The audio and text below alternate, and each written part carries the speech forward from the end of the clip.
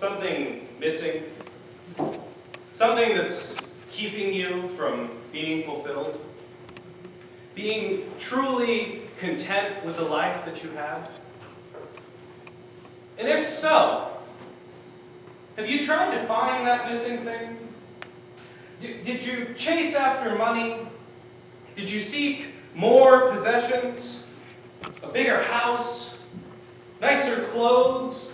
Popularity? A better education? More skills? And when you found those things, were you satisfied? I'm going to go out on a limb here and say, yes, you've had that experience, and no, you didn't find contentment. And I'm pretty sure I'm right about that, because you're a human. And chasing after something better seems to be embedded in our DNA. Take, for instance, a certain rich man. The Pharisees, who loved money, ridiculed Jesus for his teaching. But Jesus said to them, "You are the ones who justify yourself in men's eyes, but God knows your hearts. What is highly prized among men is utterly detestable in God's sight." There was a rich man who dressed in purple and fine linen, and who feasted sumptuously every day. But at his gate lay a poor man named Lazarus, whose body was covered with sores, who longed to eat what fell from the rich man's table. In addition, the dogs came and licked his sores. Now the poor man died and was carried by the angel to Abraham's side. The rich man also died and was buried. And in hell, as he was in torment, he looked up and saw Abraham far off with Lazarus at his side. So he called out, "Father Abraham, have mercy on me, and send Lazarus to dip the tip of his finger in water and cool my tongue, because I am in anguish in this fire."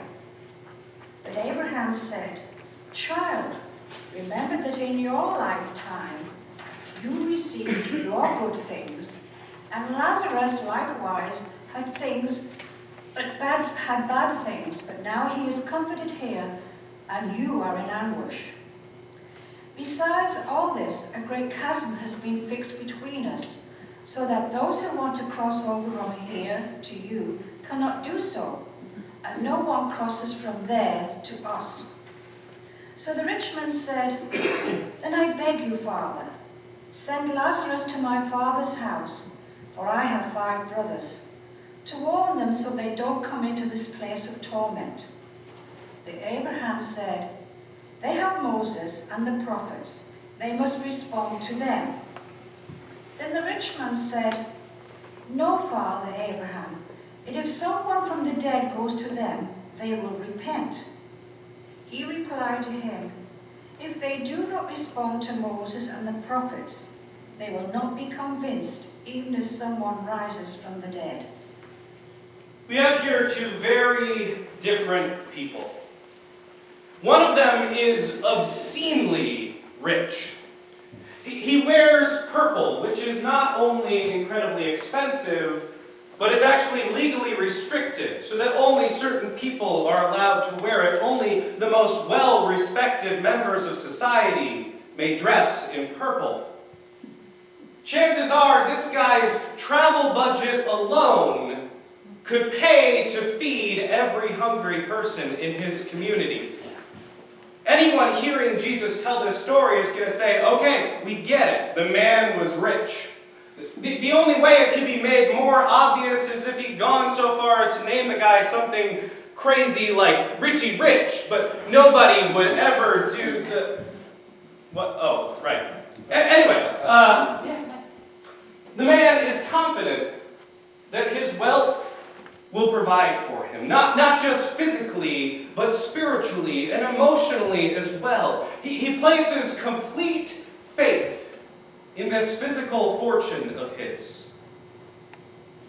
Just outside his gate is another man, a poor man, a diseased man who is constantly harassed by wild dogs. And because fate is cruel, this man's name is Lazarus, which means God is my help. Nobody loves him. Nobody cares for him, and he has nothing. And as luck would have it, the two die on the very same night and are immediately assigned to their eternal resting places. This is a fairly standard storytelling method of Jesus' time, that whatever crimes you committed during life would dictate your punishment during death, and whatever good deeds you carried out during life would tell you what your reward was going to be. This is not meant to be a picture of what hell is like. That's not what this story is about. It's about the cosmic justice that people believed would occur. So Lazarus, who had no one to love him and no one to comfort him, is assigned to be comforted by the greatest man in history, while the rich man, who relied on having all of the material possessions that he could want, all of the food and drink that he could want, is left so desperate and destitute that he can't even get a sip of water. And this story is a clear warning to the Pharisees. Stop chasing money. Stop looking for physical comfort. Start taking care of your spiritual well-being instead. And in our highly capital-driven society, it's a caution to us as well. Wealth and status are not what brings fulfillment. We can only find that by attending to our spirits. But there's one detail in this story that we have a tendency to miss, and Jesus' audience absolutely would have caught it. When he tells the story of this rich man, he says, "There was a certain rich man who feasted sumptuously every day." Not on holidays, not often, every single day. You can almost picture the guy sitting at some gold-plated banquet table first thing in the morning for no other reason than, hey, it's breakfast time and I'm due for my first feast of the day. This would have offended people, because it was expected in Judea that you would fast 2 days a week, every single week. There was even a dispute early on as the Christians began separating from the rest of the Jews about which days the truly pious would fast on. There's this ancient text called the Didache, which is a list of instructions of how to be a good Christian. And one of the things that it says is, do not be like the hypocrites who fast on the 2nd and 5th day of the week. You are moral and upstanding. You should fast on the 3rd and 6th days of the week. But what it doesn't say is fasting is optional, because everybody was expected to fast. And fasting is about a lot of different things. It's about piety, sure. It's about discipline, of course. It takes some discipline to fast. But one of the greatest outcomes of the fast, and I don't think this was accidental, was the equality that it created. See, on non-fasting days, people's inequality was on display at every single meal. Food was the luxury of choice. Food was also the key to climbing up the social ladder. If you could afford luxurious food for yourself and had something left over, you would begin inviting people to your meals to come and sample this delicious food that you could afford, to show them what a fantastic person you were. And in turn, they would invite you to their parties, which weren't parties so much as contests, because they were going to show you how their food was even better. And then you'd have to go back and do the same thing, and this cycle would happen where the rich would constantly be trying to one-up one another, showing that they knew how to provide the best of all hospitality. Meanwhile, there were people eking out a living who would wake up in the morning completely unsure whether there would be any food for them at all that day. But on fasting days, that chasm was erased. That division was eliminated because everybody was not eating the same non-food. It didn't matter how your pantry was stocked or if your cupboard was bare. Everybody was hungry and thirsty together. And by the end of the day, everybody, rich or poor, was just happy to have a crust of bread that they could break their fast with. The chasm between the haves and the have-nots that took place at dinner time the rest of the week was gone, and everybody was equal. But it didn't stop at equality, because there were certain things that went hand in hand with fasting. If you read Matthew chapter 6, it's no accident that Jesus talks first about fasting, and then about giving, and then about prayer, because these three things were expected to go with one another. If you were fasting and you could afford food, you could afford to take care of your needs and were choosing not to, the expectation was not, oh, just put that money away and you can eat twice as much and twice as good tomorrow. It was, take that money that you have that allows you to afford this sumptuous banquet and give to those who might not be eating today, even if it weren't a fasting day. Meanwhile, if you had nothing in your cupboard and had no money, you could hope that on a day of fasting you might receive one of those gifts, so that by the time it came time to break your fast, you'd be able to afford to do so.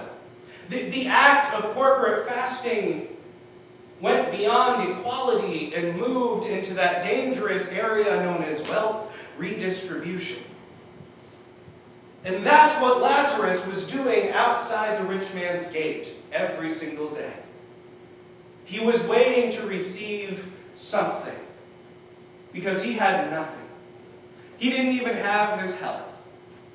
He had open sores that dogs came and licked, and he sat outside the gate of a rich man saying, someday this man is going to fast and he's going to give to me. Or if he doesn't fast, he's going to have scraps at his table and he's going to send the servants out with the scraps, and at the very least I will get to eat the scraps. Something here is going to happen.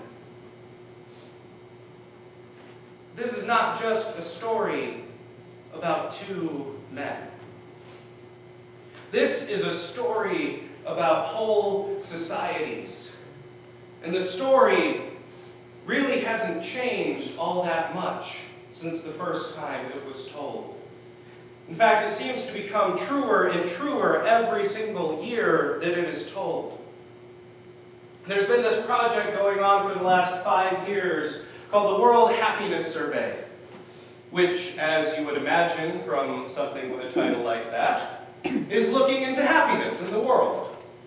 Specifically, the World Happiness Survey ranks countries by how happy the average person in that country is. And they've found what we've always known to be true, that wealth doesn't really correlate all that well to happiness. But wealth inequality, wealth disparity has a negative impact on happiness. The happiest countries are the countries where the people with the least are still doing pretty okay. And they're doing pretty okay because the people with the most are saying, you know what? Have some of what I have. Take what you need. Tax me if you have to. Here is a gift. However we're going to go about this, we are going to stop this division from growing and growing and growing, so that you might be able to have what you need to be content.